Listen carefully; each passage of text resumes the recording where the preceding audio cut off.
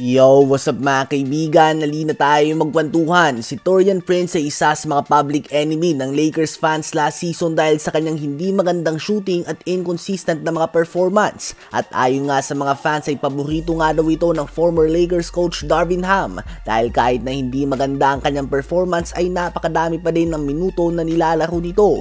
Ganun pa man, pinatunayan nga ni Taurean Prince ang kanilang pagiging malapit ni Coach Darvin Ham nang sundan niya ito sa Milwaukee Bucks ngayong season. Subalit ngayon nga sa Bucks ay very efficient nga siya mga kaibigan. Siya ngayon ang nangunguna sa 3-point shooting sa buong NBA with 53.6% shooting sa 3-point line at 50% din nga siya sa field.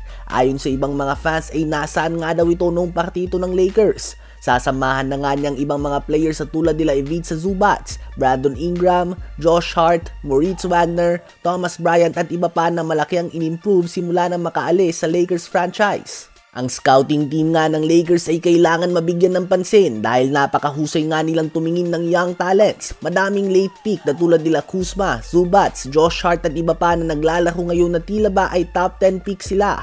Subalit ang kanilang developing team ay medyo nagkakaproblema sa pag-develop ng kanilang mga players. Sa palagay nyo ba kung ipinanatili ng Lakers ang kanilang young core nila Lonzo Ball, Kyle Kuzma, Brandon Ingram, Alex Caruso, Thomas Bryant, Josh Hart, Ivica Zubac, Moritz Wagner, Julius Randle at iba pa ay makakauwi ba sila ng championship? Ngayon ay tumungo naman tayo kay Victor Wembanyama at sa San Antonio Spurs. Kahapon ay nakumpleto nila ang 17-point comeback at tinalo nga nila ang Portland Trail Blazers sa dikit na score na 118-116. Si Wemby ay nagtala ng 28 points, 7 rebounds, 7 assists and 2 blocks. 23.6 rebounds and 5 assists din si Devin Vassell, 19.6 rebounds si Champ Penny at 15 points, 5 rebounds si Jeremy Sohan. Sa game na ito ay kinailangan nga ng Spurs gumawa ng malaking in-game adjustment matapos sa pag-inita ng referee si Chris Paul at bigyan dito ng 2 technical foul sa unang quarter pa lamang dahilan ng kanyang pagkakapatalsik sa game na ito. Ang San Antonio Spurs ay may record na ngayon na 13 wins and 12 losses. Number 11 sila sa Western Conference, subalit tabla lang nga sila ng 10th seed Los Angeles Lakers. Lamang lang din ng isang panalo ang 9th seed Los Angeles Clippers at 2 games lang din ang pagitan nila ng number 5 seed Golden State Warriors. Ganun nga kadikit ng West at ganun kahalaga ang bawat talo at panalo.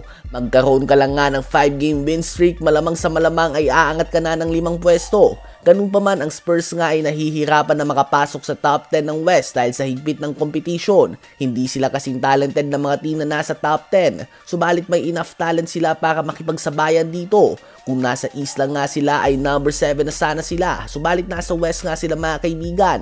Si Wemby ay umaangat ng numero subalit hindi pa nga nakikita sa kanya ang big jump na inaasahan sa kanya ng mga fans. May average siya ngayong season na 23.8 points, 10.2 rebounds, 3.6 assists and 3.4 blocks per game on 48% shooting sa field. Bukod nga sa points at field goal percentage, lahat ng stats si Wemby ay may slight decline. Sa palagay nyo ba ay mabubuhat niya ang San Antonio Spurs sa playoffs ngayong season?